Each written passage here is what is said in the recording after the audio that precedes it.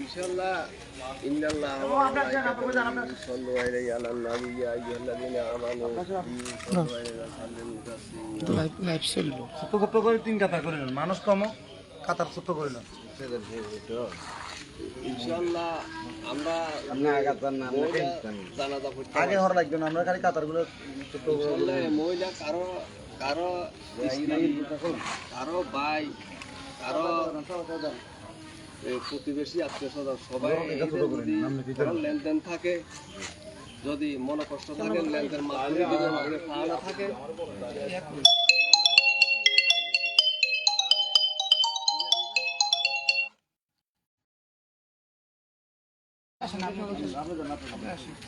ভাইয়া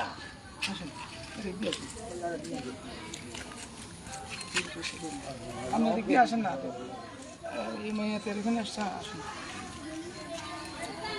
ইনশাআল্লাহ এই থাকে তাকে মাফ করে দিবে। মাফ করছেন তো? ইনশাআল্লাহ মাফ করছেন তো?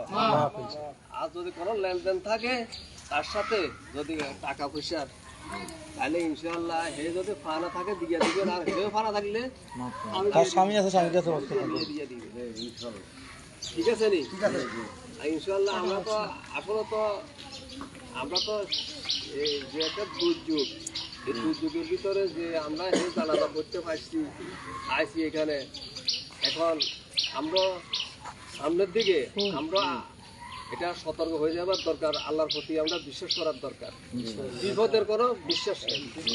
আচ্ছা হে এই অবস্থা হয়েছে, আমরা তো ঘুমু না এরকম কোনো কিছু না, আমরা সবাই আমরা এটা আল্লাহর প্রতি বিশ্বাস করি, আমরা নামাজ পড়ি, আল্লাহর দিন মানি, এরে এখন আমরা কবরের ভিতরে নিয়ে যাই যে এমন না, আমরা একদিন কবর যেতে হবে।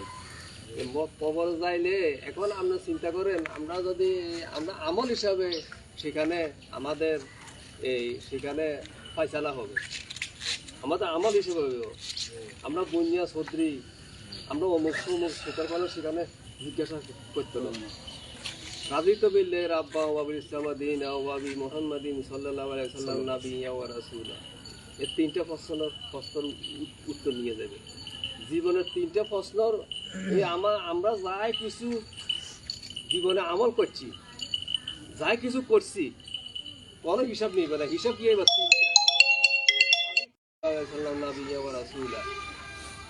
তোমার রসুলকে তাহলে চিন্তা করে আমরা এই এন্তেকালের আগে এটা আমার নির্দেশনা ঠিক করতে হবে। আমরা এন্তেকাল আগের নির্দেশনা ঠিক যদি না করি কবরে যায়, তাহলে আমরা কোনো উঠে দেয় না। এই জন্য আমরা নামাজ অনিবার্য পড়তে হবে, আমরা অনিবার্য পড়তে হবে, যে অবস্থা হোক নামাজ পড়তে হবে। কবরে যদি আমরা যাই, প্রথমে যখন রাজিতু বিল্লাহি রাব্বান, সব জীবনের 60-70 বছর জিন্দেগির আমল হিসাবে রাজিতু বিল্লাহি 3 কথা আমরা জিজ্ঞাসা করেন, নামাজ কত হয়েছে এই কথাও জিজ্ঞাসা করতে হবে, দান কি করতে হয়েছে এই কথাও জিজ্ঞাসা করতে, আমার সম্পূর্ণ কিছু ফলাফল 3 কথা। এই 3 কথা 3টার উত্তর যদি দিতে পারি আমরা, আমি সবাইকে করবো এটা, রাজা বাদশাহ জমিদার আলেম ফাজেল যতজন আছে সবাই 3 কথা স্পষ্ট হবে। এই 3টার প্রশ্ন হইল যে আমাদের আমল, জীবনের আমল ভালো কাজ। আমরা 1 নম্বরে আমরা নামাজ পড়তে হইব, পরে আমরা যে আল্লাহর হুকুমগুলো আমরা মানতে হবে প্রতিবেশী। এখন আমরা আসেন এখানে এই যে আছে, আমি ওনার পরিচয়টা একটু যারা এই মাইয়াতে দাফনের জন্য আপনারা আসছেন, আপনারা হয়তো জানেন না এই লাশটা কার, আমিও জানি না এই লাশটা কার। কালকে রাতের বেলায় রামপুরের একটা টিম পাঠাননগর দিয়ে আসার সময় তাকে, তখন জীবিত ছিল, ওনাকে উদ্ধার করছে, উদ্ধার করে চন্ডী সদর হসপিটালে আনার পথেই উনি গাড়িতে মারা গেছে। তো ওনার ঠিকানা অ্যাকচুয়ালি আমিও জানি না, আমি জানি যে ওনার ঠিকানা মোটবি 1 নম্বর ইউনিয়ন 1 নম্বর ওয়ার্ডে। আচ্ছা, ওনার ঠিকানাটা আমার মনে ওনার হাজব্যান্ড, এই মেয়েকে হাজব্যান্ডে বললে ভালো হবে। তোমার ঠিকানাটা বলো কোথায়? আমাদের ঠিকানা হচ্ছে মোটবি 1 নম্বর ওয়ার্ড, লক্সপাটের পরে খইবার হারুন মেম্বারের সামনে বাড়ি। আমার নাম রিকন, যিনি নাম শিরিনা। শিরিনা বয়স 18। না না তাহলে এখন বাচ্চা আর কি এই সমস্ত দাঁড়িয়ে হয়েছিল হাতলা ভাই আচ্ছা যাই হোক ওনার ঠিকানাটা আপনারা পাইছেন। প্রিয় দেশবাসী, আসলে আমরা এমন এক জায়গায় দাঁড়িয়ে কথা বলতেছি, এটা বলতেছি এই জন্য দেশের মানুষ সবাই সবাইকে সহযোগিতা করার জন্য আমরা এখানে দাঁড়িয়ে কথা বলছি। আমাকে হাইওয়ে থানার ওসি সাহেব উনি ফোন করেছেন, ওনার একজন কর্মকর্তা এখানে উপস্থিত আছেন, ওনার আত্মীয়। আমি রাত্রিবেলা যথেষ্ট চেষ্টা করেছি এই কবর এখানে সরকারি কবরস্থানে দাফন করার জন্য। এখানে দাফন কাফনের কাজ এই আমার এই এলাকার সুলতানপুরবাসী, ওনাদেরকে আসলে ধন্যবাদ দিয়ে ছোট করবো না, আল্লাহ ওনাদেরকে নেখায়েত দান করুক। ওনারা কবর কাটছে, করছে, বাঁশ কাটছে এবং ধোয়াইছে। আমরা রাত্রিবেলায় আমাদের হসপিটালে চাকরি করে ইলু এবং ফয়সাল সহ রাতে 3টা পর্যন্ত দৌড়ায় প্রত্যেকটা ডোর টাচ করে আমরা আজকে এই মাইয়াতের অবস্থা রেডি করেছি। এবং আমার সাথে ফেনী জেলা বিএনপি যুগ্ম আহ্বায়ক জনাব আনোয়ার হোসেন পাটোয়ারি, ওনার সাথে আমার সার্বক্ষণিক যোগাযোগ ছিল।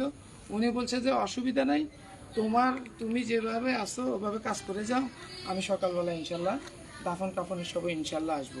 আমি এই মুহূর্তে ফেনী জেলা বিএনপির যুগ্ম আহ্বায়ক জনাব আনোয়ার হোসেন পাটোয়ারি ভাইকে অনুরোধ করব এই মৈয়ত সম্বন্ধে কিছু বলার জন্য এবং দেশবাসীর কাছে কিছু মেসেজ দেওয়ার জন্য, মুসলমানদেরকে কিছু মেসেজ দেওয়ার জন্য। সম্মানিত মুসল্লিন একরাম, আমরা দেশ আজকে কঠিন এক দুর্যোগপূর্ণ মুহূর্তে একজন মাইয়াত আমাদের সামনে। আমাকে কালকে ফেনী সদর থানার ওসিও বলেছেন এবং আমাদের সামাজিক বিভিন্ন সংগঠনের নেতৃবৃন্দও বলেছেন, যেখানেই আমাদের যে দুরবস্থা কোনো লাশ থাকে এগুলো যাতে আমরা আমাদের তত্ত্বাবধানে আমরা দাফন করি। এটা ছাড়াও আরও 2টা লাশ দুপুরের পরে দাফন হবে এখানে। এই মুহূর্তে আসলে সবার মানে এটার কোনো ভাষা প্রকাশ করা এই দুর্যোগপূর্ণ মুহূর্তে। আমি মনে করি এই দুর্যোগপূর্ণে যারা মৃত্যুবরণ করে তাদেরকে আল্লাহ শহীদ মর্যাদা দেয়। তো আজকে আমরা এই একজন শহীদের জানাজা অংশগ্রহণ করতে পারি। আমরা দেশবাসীর কাছে জানাবো এই ক্লান্তি লগ্নে এই দুর্যোগপূর্ণ মুহূর্তে সবাই সবার পাশে দাঁড়াবো। বিপদের কাছে কাঁধে কাঁধ মিলিয়ে হাতে হাত মিলিয়ে আমরা সবাই মুসলমান সর্বশ্রেণীর লোকজন আমরা একজনের পাশে দাঁড়াবো। তার পরিশেষে আজকে যারা এখানে এই লাশ দাফন করতে এসেছেন তাদের প্রতি আমি ব্যক্তিগত পক্ষ থেকে এবং জেলা বিএনপির পক্ষ থেকে এবং